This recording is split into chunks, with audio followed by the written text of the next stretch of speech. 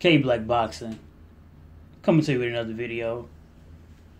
This is gonna probably be my last Adrien Broner, Mikey Garcia video, because the fight has already happened. It's in the past now, and we all seen what happened. I just want to say a couple of more things. I know some people might think that a lot of people are against Adrien Broner, and with the things that they say about Adrien Broner when they upload videos is more negative than positive. But the reason for that is because we seen a guy who had the potential to be great. Many of us believe that. And I think the reason why we was thinking that he could be great because he was young, the way he was talking, and he was getting compared to Floyd Mayweather because he had that, similar Philly shell, and he was dominant to a certain degree when he was in the lower weight classes, and he showed he could possibly be the goods, but after that he just started coming unwound, man.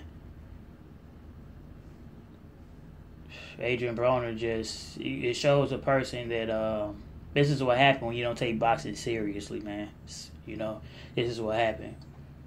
Although the people that picked Broner versus Garcia, it's because they like, and just like I said, when you have an individual who's faster, stronger, bigger, come on, this is the recipe for a fighter that's going to win against a smaller person who haven't even fought in a weight class before.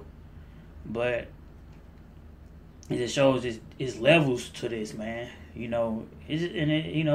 goes down to conditioning, and it just goes down to being consistent.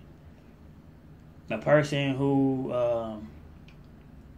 wants to be famous, Adrien Broner really don't care how you get there to the top, whether it's through boxing, whether it's through rapping, acting,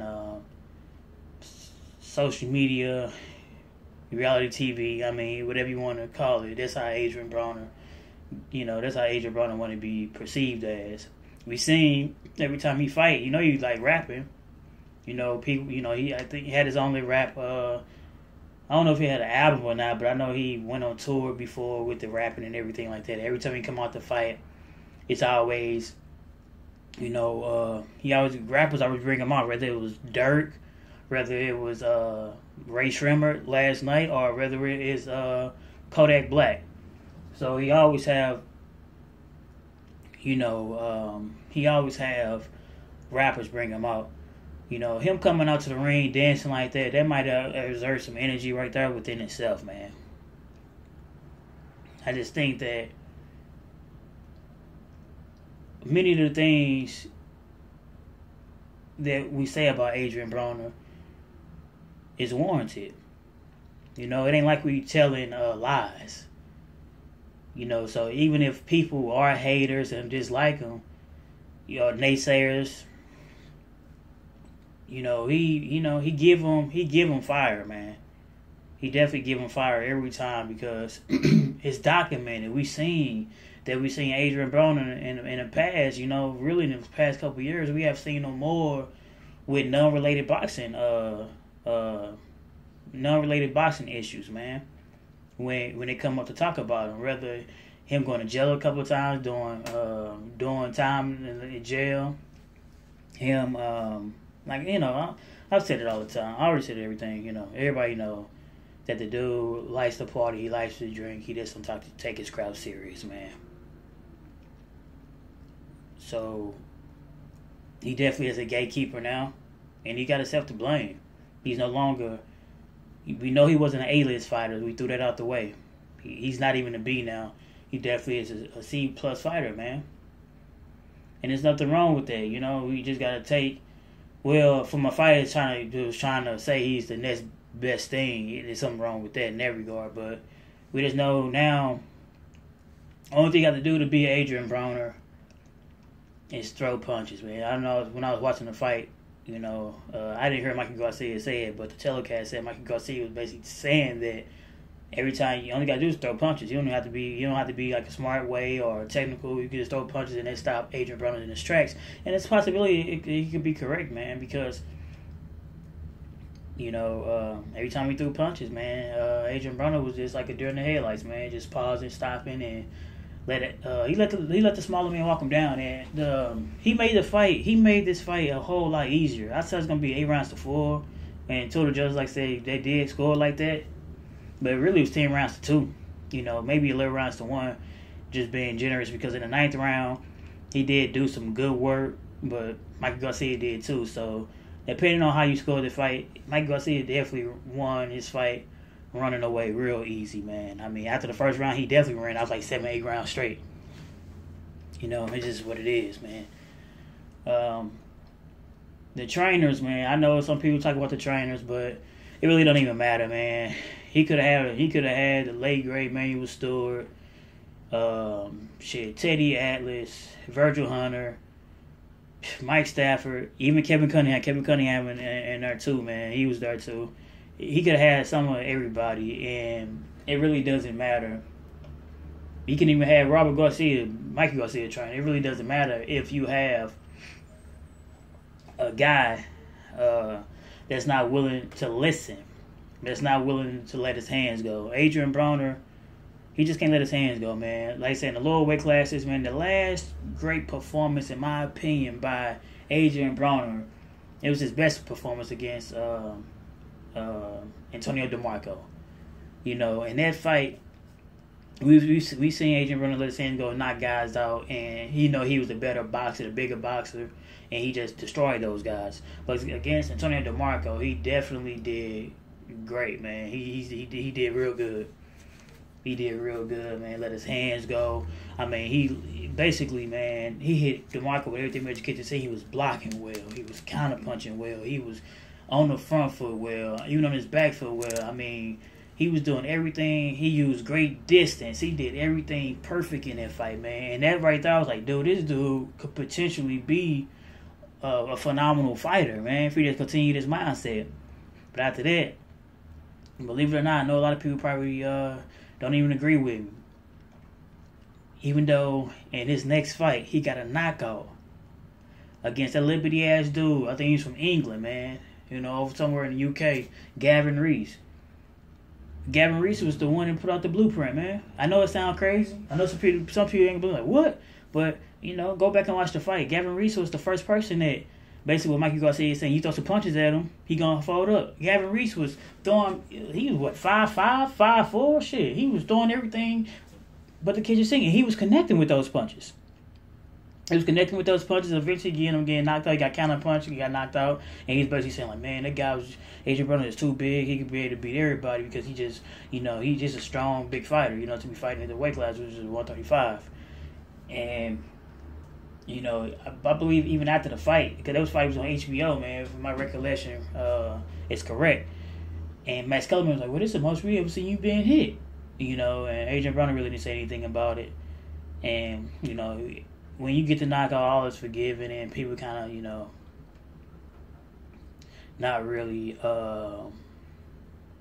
trip off of the outcome as long as you win the fight. But his next fight was Paulie Malignaggi, and basically it was all hell from there because Paulie Malignaggi, he did the same thing. He can't even break an egg with his punches, but he had high volume attack, and it was a close fight, man. And Paulie Malignaggi definitely, people can make a case that Paulie Malignaggi won the fight.